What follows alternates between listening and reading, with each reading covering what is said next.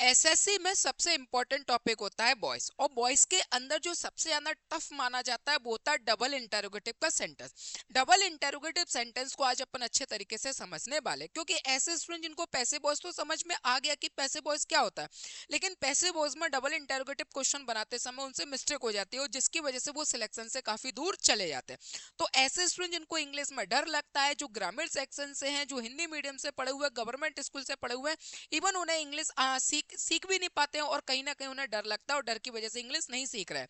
तो ऐसे स्टूडेंट बिल्कुल छोटे छोटे स्टेप्स में अपनी इंग्लिश को अच्छा कर सकते हैं। जुड़िए मेरे साथ, जहां पर मैं टर्नवल सर ग्रुप ऑफ एजुकेशन के चैनल पर लगातार इंग्लिश आपको समझा रहा हूँ। चलिए अब अपन स्टार्ट करते हैं।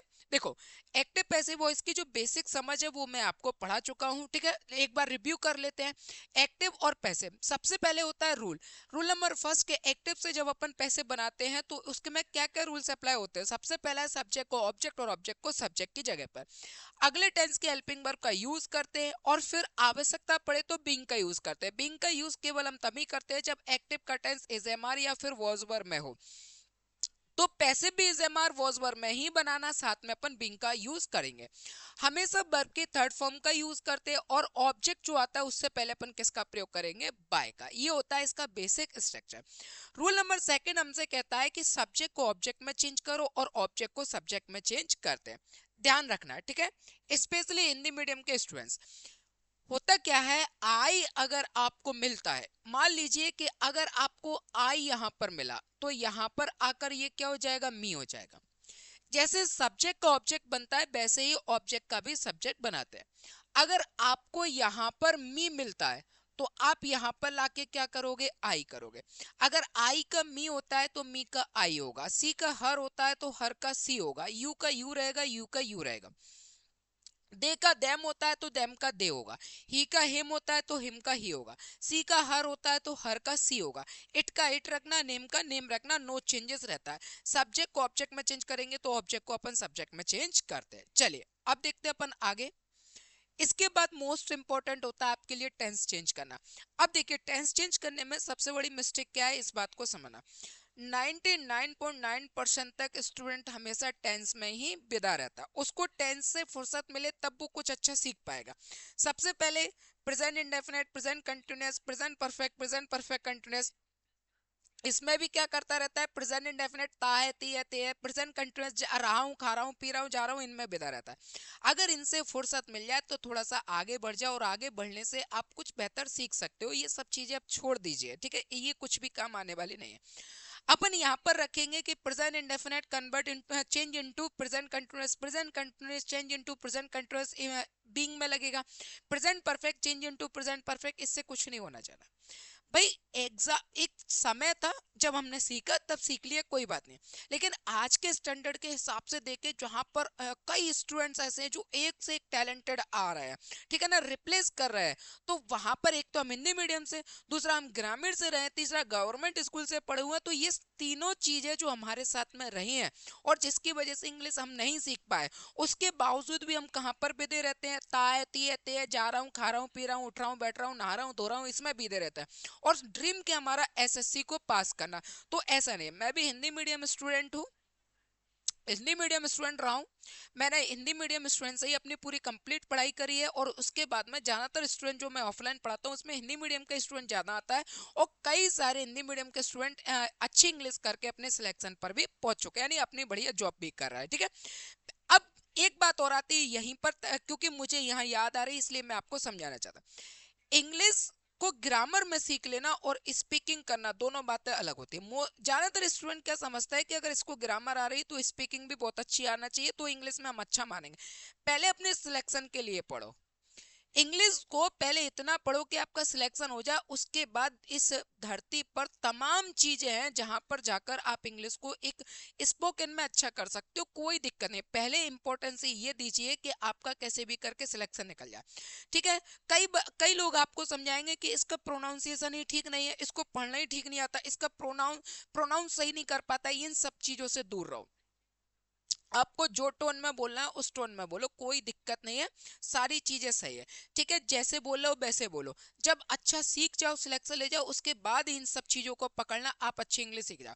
क्योंकि आप सीखना, आपको ग्रामर है, एसएससी आपसे ग्रामर पूछ रहा है, या डिफेंस आपसे ग्रामर पूछा है, या अन्य कोई एग्जाम देने जा रहा है वो ग्रामर पूछ रहा है, वो आपका प्रोनाउंस चेक नहीं कर रहा है। आप समझते कुछ हो, पढ़ते कुछ हो और जाते कुछ हो, बस वहां पर सबसे बड़ी प्रॉब्लम है। तो ये सारी चीजें एक तरफ करो, डायरेक्ट समझो। अगर एक्टिव का टेंस वर्ब की first form plus SIS do does में आया तो इज एम आर में चेंज करना, अगर इज एम आर में है तो इज एम आर में ही रहने देना, बीइंग का यूज करना। हैज और हैव का है तो हैज बीन और हैव बीन में करेंगे, हैज बीन और हैव बीन नो चेंज रहेगा। वर्ब की second form did was verb में चेंज होगा, और वॉज वर्ब में ही होगा, बीइंग का यूज करेंगे। हैड का हैड बीन होगा और हैड बीन का नो चेंज, ठीक है। बिल और सेल का बिल भी और सेल भी का यहाँ पर ये नो चेंज रहेगा। बिल हैव सेल हैव का will have been shall have been, और will have been shall have been का यहाँ पर क्या रहेगा, नो चेंज रहेगा। डायरेक्ट आपको हेल्पिंग वर्ब पकड़ना और हेल्पिंग वर्ब को याद करना और आगे बढ़ जाना है, ठीक है। चलिए अब देखते हैं अपन डबल इंटेरोगेटिव में। डबल इंटेरोगेटिव कहूं, मैंने यहाँ पर लिखा डबल इंटेरोगेटिव, ये लिखा मैंने डबल इंट्रोगेटिव। मैं इसको डबल इंट्रोगेटिव कहूं, या मैं इसको ये कह देता हूं कि ये डब्ल्यू एच वर्ड, ठीक है। दोनों बातें एक ही है, ध्यान रखना, डब्ल्यू एच वर्ड। सबसे पहले क्या है, अपन ने लिखा एक्टिव, ध्यान से देखना, ठीक है। एक्टिव में आपको जो भी डब्ल्यू एच वर्ड दिया हो वो रहता है, ठीक है, यहां पर आ सकता है। हु को छोड़कर, हु छोड़ देते अपन। फिर इसके बाद में ये लिखा अपन है हेल्पिंग वर्ब, इसके बाद में सब्जेक्ट, फिर वर्ब, और ये ऑब्जेक्ट, और लास्ट में आता है क्वेश्चन मार्क, ठीक है। अब आप यहां पर क्या बनाओगे, पैसिव, क्या बनाओगे, पैसिव। अब पैसिव बनाने से पहले अपन एक चीज को समझते हैं। भाई मैं यहां पर इसका नाम क्या ले रहा हूं, डबल इंटेरोगेटिव। मैं यहां पर नाम क्या ले रहा हूं इसको, डबल इंटेरोगेटिव, ठीक है। क्या आपने कभी ये सोचा कि इसको डबल इंटेरोगेटिव क्यों कह रहे हैं, ठीक है। अब डबल का मतलब दो, डबल का मतलब दो हो गया। भाई इसको दो इंटेरोगेटिव तो नहीं कह सकते। अब सेंस के हिसाब से समझो कि दो इंटेरोगेटिव अगर अपन कहते कहते कहते नहीं है, लेकिन अगर अपन कह सकते तो इसका मींस क्या निकलेगा। सिंपल से अर्थ में समझना, इंग्लिश को ज्यादा डेफिनेशन के चक्कर में मत पढ़ना, डेफिनेशन के चक्कर में पढ़ते इसीलिए कभी हम नहीं सीख पाए। डबल इंटेरोगेटिव, डबल का मतलब दो हो गया, दो इंटेरोगेटिव क्या है, दो का सीधा सीधा मतलब, दो इंटेरोगेटिव मतलब कहीं ना कहीं एक इंटेरोगेटिव पहले से होगा, दूसरा और जोड़ दिया होगा, तो वो दो इंटेरोगेटिव हो गया, यानी डबल इंटेरोगेटिव हो गया। एक्चुअल में है क्या, अगर मैं आपसे कहूं कि इंटेरोगेटिव, इंट्रोगेटिव, तो इंटेरोगेटिव के दो स्ट्रक्चर बनते हैं। कितने स्ट्रक्चर बनते हैं, दो।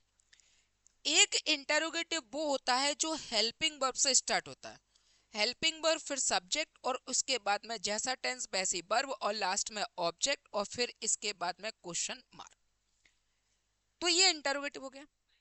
अब जो दूसरा वाला इंटेरोगेटिव होता है उसमें इतना स्ट्रक्चर तो आता ही आता है, हेल्पिंग वर्ब, सब्जेक्ट, फिर इसके बाद में वर्ब, और फिर इसके बाद में ऑब्जेक्ट, और लास्ट में क्वेश्चन मार्क, ये तो रहेगा ही रहेगा, ठीक है। अब इसमें जो बढ़ जाता है ना, वो बढ़ जाता है डब्ल्यू एच वर्ड। क्या बढ़ जाएगा, डब्ल्यू एच वर्ड। तो मैंने कहा डब्ल्यू एच वर्ड, और ये पहले से था ही, तो एक और एक ये कितने हो गए, दो। और दो इंटेरोगेटिव को अपन ऐसे नहीं कह सकते कि दो इंटेरोगेटिव, इसीलिए इसको क्या कह दिया, डबल इंटेरोगेटिव। समझ आया, इसको क्या कह दिया, डबल इंटेरोगेटिव। जब एक इंटेरोगेटिव में डब्ल्यू एच वर्ड और बढ़ जाता है, तो डब्ल्यू एच बढ़ने की वजह से उसको अपन कह देते हैं डबल इंटेरोगेटिव। और यहां पर ये डब्ल्यू एच और बढ़ गया, तो डब्ल्यू एच इसी में तो बढ़ा ना, अंतर तो और तो कुछ नहीं है। अगर मैं यहां पर कह दूं कि ये स्ट्रक्चर जैसा का जैसा मैंने लिख दिया, ठीक है, सब्जेक्ट और ये ऑब्जेक्ट पहले आ जाएगा, फिर इसके बाद में आवश्यकता पड़े तो बीइंग का यूज करना, इसके बाद वर्ब की थर्ड फॉर्म, और फिर अपन लिखेंगे बाय, और बाय के बाद ये आ जाएगा सब्जेक्ट, और लास्ट में ये रहेगा क्वेश्चन मार्क। ये तो इंटरोगेटिव हो गया। अब आप देख रहे हो कि यहाँ पर जो डब्ल्यू एच वर्ड है, इसको जैसा है वैसा का वैसा लिख देना, कुछ भी चेंज नहीं करते, ठीक है। ये लिखा अपन ने एज इट, कुछ भी चेंज नहीं करें। अब फर्क क्या पड़ा डबल इंटरोगेटिव का, हु को छोड़ दो, हु के बाद में जो भी वर्ड आ जाए, जैसे यहाँ पर वॉट आ गया तो आप यहाँ पर वॉट लिख दोगे, नो चेंज। वाई आया है, वाई का वाई, वैन आया, वैन का वैन, अगर यहाँ पर हाउ आया तो हाउ का हाउ, जो भी यहाँ पर आया हो वो यहाँ पर लिख देना, नो चेंज। अपनी असली कहानी जो है ना वो तो ये है, और ये अपन को ऑलरेडी फर्स्ट इंटरोगेटिव से बनाना आता ही है। जैसे अपन ने फर्स्ट इंटरोगेटिव बनाया था वैसे ही इसी इंटरोगेटिव में रहेगा, और जो डब्ल्यू एच वर्ड इसमें आ भी जाता उससे कोई फर्क नहीं पड़ता, वो वैसा का वैसा ही रहेगा, नो चेंज। क्लियर हुआ? अब देखते हैं अपन आगे। इसी चीज को अगर अपन यहाँ पर देखें तो जैसे यहाँ पर बाय आ गया तो वाई का वाई रहेगा, वेयर आ गया तो वेयर का वेयर रहेगा, वैन आ गया तो वैन का वैन रहेगा, वॉट आ गया तो वॉट का वॉट रहेगा, हाउ का हाउ रहेगा, हाउ मच का हाउ मच, हाउ मैनी का हाउ मैनी, कुछ भी चेंजेस नहीं। मेन कहानी अगर अपन देखेंगे तो वो यहाँ पर ये रही, और ये अपन को ऑलरेडी आता ही है, जो भी रहेगा वो स्ट्रक्चर रहेगा, इसको अपन जैसा का जैसा रख, जैसा इसको तो अपन जैसा का जैसा रखेंगे, इसको चेंज करेंगे। समझ आ रहा है कि नहीं आ रहा है? कहीं पर भी डाउट है तो कमेंट जरूर करना। अब जैसे मैंने मान लीजिए कि मैंने लिख दिया वाई डू यू प्ले, और ये मैंने लिखा क्रिकेट, और लास्ट में लिखा क्वेश्चन मार्क। तो मैं अगर इसको यहां से अलग कर दूं तो कोई इफेक्ट नहीं पड़ेगा। मैंने कहा इसको अलग कर दो, वाई को अलग कर दो और इसको अलग कर दो, क्योंकि क्वेश्चन मुझे ये बनाना है, इससे कोई फर्क नहीं पड़ेगा। जो y आया है वो y का y ही रहेगा, इससे कोई दिक्कत नहीं है। असली कहानी अपन को यहाँ पर बनाना है। अब इसको अगली असली कहानी बनाना है तो ये क्वेश्चन अपन कैसे बनाएंगे? सेंटेंस में अपन देखेंगे डू क्या हमारे लिए हेल्पिंग वर्ब, यू क्या हमारे लिए सब्जेक्ट, प्ले क्या है वर्ब की फर्स्ट फॉर्म, और क्रिकेट क्या हो गया हमारे लिए ऑब्जेक्ट। ठीक है, बस इसको स्ट्रक्चर के हिसाब से रख दो। सबसे पहले अपन यहाँ पर देखेंगे कि अगर एक्टिव का टेंस वर्ब की फर्स्ट फॉर्म प्लस एस या ईएस इसके अलावा डू और डज में दिया हो तो सीधा सीधा याद रखना कि पैसिव वॉइस जो है ना वो किस में बनेगा? इज एम आर में। किस में बनेगा? इज एम आर में। इसीलिए मैंने कहा था टेंस से दूर रहो। जो भी बच्चा टेंस में सबसे ज्यादा घुसता है, और वो भी इस बात को लेकर कि ता है, ती है, ते, रहा हूं, जा रहा हूं, खा रहा हूं, पी रहा हूं, उठ रहा हूं, नहा रहा हूं, धो रहा हूं, इनमें बीदा रहेगा, यकीन मानकर चलना एसएससी और डिफेंस और अदर एग्जाम तो बहुत बड़ी बात है, वो 10th और 12th भी क्लियर नहीं कर सकता। ये सब अब इन चीजों का कोई काम नहीं है। अब अच्छी इंग्लिश सीखोगे तो अच्छा एग्जाम पास कर पाओगे। और बुरी इंग्लिश का मतलब क्या होता है कि सर अच्छी इंग्लिश है तो अच्छा एग्जाम का मतलब तो बुरी इंग्लिश से बुरा एग्जाम निकलेगा? नहीं, अच्छी इंग्लिश का मतलब है अच्छे से समझ के करोगे, और बुरी का मतलब ये है कि उसको बुरा मानकर चलोगे, अच्छे से नहीं पढ़ोगे, अभी भी ता है ती है ते में बिदे रहोगे तो फिर बेकार है। मेरा मतलब ये है, सीधा देकर डू और डज है इज एम आर में चेंज कर दो। तो यहाँ पर क्रिकेट को पहले लेकर आओगे, क्रिकेट के अकॉर्डिंग क्या हो जाएगा? इज, ये अपन ने लिखा क्रिकेट, बीइंग यूज नहीं होगा क्योंकि एक्टिव का टेंस खुद इज एम आर लेकर आता तो पैसे में हम इज एम आर लगाते और बीइंग का यूज करते तो बीइंग नहीं आएगा। वर्ब की थर्ड फॉर्म प्ले का क्या हो जाएगा? प्लेड, और इसके बाद में बाय, और बाय के बाद में सब्जेक्ट क्या हो जाएगा? यू, और लास्ट में ये रहा क्वेश्चन मार्क। बन गया आपका पैसे बॉयज। अब बताओ यहाँ पर जो y आया उससे कोई फर्क पड़ा? मान के चलो मैं अगर पहले इस क्वेश्चन को जो भी स्ट्रक्चर दिया उसके हिसाब से बना दूं, मैंने लिखा डू यू प्ले क्रिकेट, इसको मैंने पैसे बॉयज बना दिया। अब इसके आगे क्या लिखा है? y, और पूरा क्वेश्चन बनाने के बाद में मैंने y को y की जगह पर लिख दिया। कोई इफेक्ट पड़ा? नहीं, जैसा लिखा है वैसा का वैसा आ गया। मेन कहानी जो है ना वो अपन को ये बनाना है। तो इसका मतलब डबल इंटरोगेटिव अगर सेंटेंस आ जाए तो डबल इंटरोगेटिव में से हमें क्वेश्चन बनाना फर्स्ट इंटरोगेटिव है। जो डबल इंटरोगेटिव अपन कहते हैं वो किस वजह से कह रहे हैं? क्योंकि वहां पर डब्ल्यू एच वर्ड आ जाता है, और डब्ल्यू एच वर्ड जैसा का जैसा रहता है तो कोई दिक्कत आती नहीं है। ठीक है, चलो और क्वेश्चन करते हैं। और इसके बाद क्वेश्चन करें तो सबसे पहले लिखा है where were they playing cricket match. मैं यहां से इसको अलग कर रहा हूं, वेयर से मुझे कोई लेना देना नहीं है। सबसे पहले मैंने वर देखा, हेल्पिंग वर्ब हो गया, दे सब्जेक्ट हो गया, प्लेइंग हमारे लिए वर्ब की फोर्थ फॉर्म हो गई, एक्टिव टेंस है, द क्रिकेट मैच ये हमारे लिए क्या हो गया? ऑब्जेक्ट हो गया। अब अपन यहां पर समझेंगे कि अगर एक्टिव का टेंस खुद वॉज या वर में दिया हो तो ये बनेगा वॉज और वर प्लस बीइंग में, ये बनेगा। अब लगेगी बीइंग, ठीक है। तो यहां पर अपन प्लेइंग क्रिकेट को इधर लेकर आएंगे तो इसके साथ में आ जाएगा वॉज द, और ये लिखकर क्रिकेट मैच, ठीक है, क्रिकेट मैच। और इसके बाद में लगाएंगे अपन बीइंग। ये डबल हेल्पिंग वर्ब है तो ये हो गई हेल्पिंग वर्ब और ये हो गया हमारे लिए सब्जेक्ट। ये क्या हो गया हमारे लिए सब्जेक्ट। इंटरोगेटिव में अगर डबल हेल्पिंग वर्ब आती है तो जो सब्जेक्ट होता है वो उनके बीच में आता है। ये मैंने फर्स्ट इंटरोगेटिव में बहुत अच्छे से समझा है।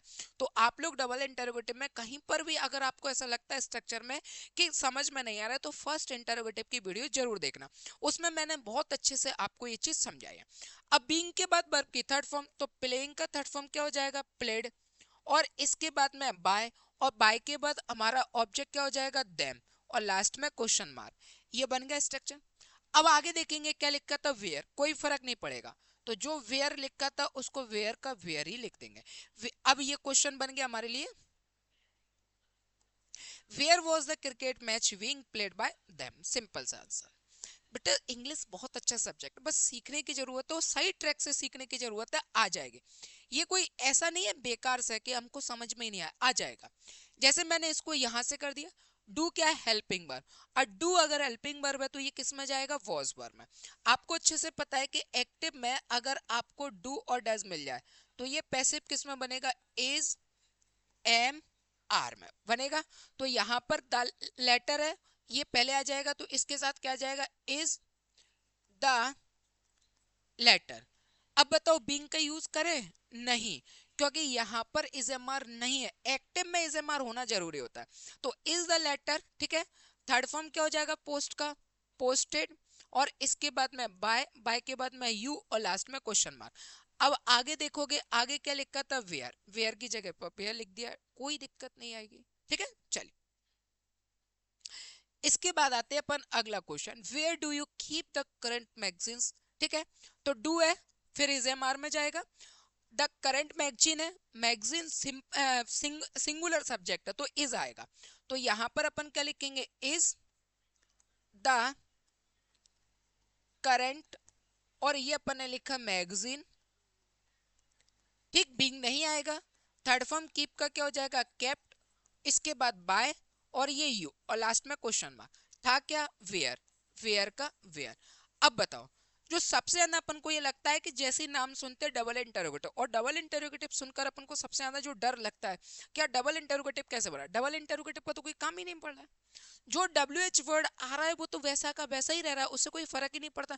सबसे पहले जैसे डबल इंटरोगेटिव का नाम सुनते ही हमारे दिमाग में केमिकल आ गया, डर, डर वाला जो केमिकल आ गया डबल इंटरोगेटिव, वैसे ही इंग्लिश सुनकर ही आपके दिमाग में क्या है कि केमिकल है, डर का केमिकल है, कि इंग्लिश नहीं आएगी। जबकि सभी सब्जेक्ट बहुत प्यारे होते हैं। क्या मैथ अगर बेकार है तो क्या मैथ के टीचर नहीं है, अगर इंग्लिश बेकार है तो क्या इंग्लिश टीचर नहीं है, अगर जीएस बेकार है तो क्या जीएस के टीचर नहीं है, अगर रीजनिंग बेकार है तो क्या टीचर नहीं है। हर चीज है। जो सब्जेक्ट आपको आ नहीं रहा है वो बेकार है, और जो सब्जेक्ट आपको आ रहा है वो बहुत अच्छा है। तो जो सब्जेक्ट नहीं आ रहा है उसको भी अच्छा कीजिए, क्योंकि आपको सर्वगुण संपन्न होकर चलना पड़ेगा। मैथ भी आपको अच्छे से आना चाहिए, इंग्लिश भी अच्छे अच्छे से आना चाहिए आपको, इसका रीजनिंग भी अच्छे से आना चाहिए, जीएस भी अच्छे से आना चाहिए, तब जाकर आपका सिलेक्शन होगा। तो डरने जैसी कोई बात है नहीं है। अगला क्वेश्चन, अगला क्वेश्चन सेम है, आगे बढ़ते हैं। Where do you like so much, इस क्वेश्चन को अब देखते हैं अपन ऑप्शन के हिसाब से। भाई क्वेश्चन को बनाने का तरीका अलग है, लेकिन अगर अपन उसी क्वेश्चन को ऑप्शन के हिसाब से करें, और ऑप्शन ही हमारे एग्जाम में आना है, तो जब ऑप्शन के हिसाब से करो ना, तो सबसे पहले पकड़ना है हेल्पिंग वर्ब। हेल्पिंग वर्ब क्या है, वॉज वर्ब। तो सबसे पहले अपने दिमाग में आना चाहिए कि यार अगर एक्टिव का टेंस वॉज वर्ब में है तो सिंपल अपन को अच्छे से पता है कि जो पैसिव है वो भी वॉज वर्ब में ही बनेगा, साथ में क्या आ जाएगा, बीइंग आ जाएगा। चारों ऑप्शन में केवल ये चीज आप देखो, वॉज, वॉज है, आगे बढ़ा, बीइंग नहीं मिला, इसका मतलब ये हट गया। हैज है, वॉज वर्ब का तो वॉज वर्ब में जाएगा, ये विल है, ये हट गया। अब अपन ने आगे देखा, चार तीन ऑप्शन तो हट ही गया, तो जाहिर सी बात है कि एक ही बचेगा। अच्छा अपन ये भी देख लो डाउट के लिए, कि अगर यहाँ पर वॉज है तो यहाँ पर क्या मिल रहा है, बीइंग भी मिल रहा है। इसका मतलब आंसर क्या है, सही है।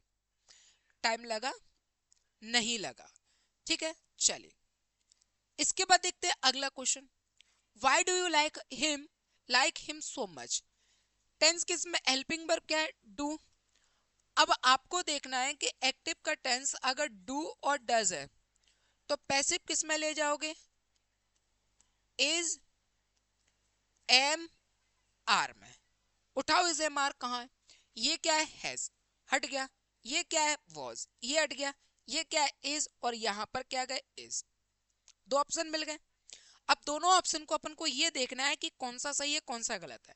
पहले वाले में गए, ये हमारे लिए हेल्पिंग वर्ब है, ये हमारे लिए सब्जेक्ट हो गया, लाइक्ड वर्ब की थर्ड फॉर्म हो गया। इसके बाद बाय यू सो मच, इसमें अगर अपन देखेंगे तो पहले हो गया हमारे लिए सब्जेक्ट, फिर हो गई हेल्पिंग वर्ब, ठीक है। सेंटेंस क्या है, इंटरोगेटिव। तो इंटरोगेटिव में पहले हेल्पिंग वर्ब होती है फिर सब्जेक्ट होता है, इसमें सब्जेक्ट पहले हेल्पिंग वर्ब बाद में, तो ये हट गया। आंसर हो गया हमारे पास थर्ड वाला। जितना ज्यादा प्रैक्टिस करोगे उतना ज्यादा आपको चीजें समझ में आएंगी, because practice makes a man perfect, ठीक है। और सब्जेक्ट से डरोगे तो फिर वो आपको परेशान कर देगा, सब्जेक्ट से डरोगे तो फिर वो आपको परेशान कर देगा। समझ गए अच्छे तरीके से।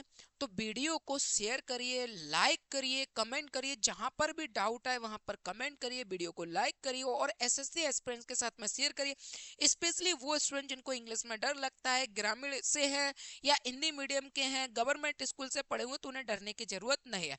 बिल्कुल सो कॉल्ड बिल्कुल अच्छे तरीके से अपन पढ़ते हुए चलेंगे और आपको ऐसा नहीं लगेगा कि इंग्लिश जो है वो बहुत ज्यादा एक स्टैंडर्ड लेवल पर पढ़ाई जा रही है, वो आपको चीजें समझ में ही नहीं आ रही, बस लगे हुए हैं, ऐसा नहीं। जितना आपको समझ में आएगा उतना आपको पढ़ाया जाएगा और एक एक स्टेप से एक एक चीज को समझाते हुए। तो इम्पोर्टेंस ये है आपके लिए कि आप उस चीज को समझे, ठीक है। चले, उम्मीद करता हूँ कि आज की क्लास अच्छे तरीके से आपको समझ में आई होगी, ठीक है। और बाद बाकी सारी चीजें पर मिलते ही रहते हैं। कोई भी चीज की कहीं पर भी डाउट है तो कमेंट जरूर करिएगा, शेयर करिए, लाइक करिए और वीडियो को आगे बढ़ाते रहिए और इसी तरीके से मुझे अपना प्यार भी बांटते रहिएगा। नमस्कार, जय हिंद।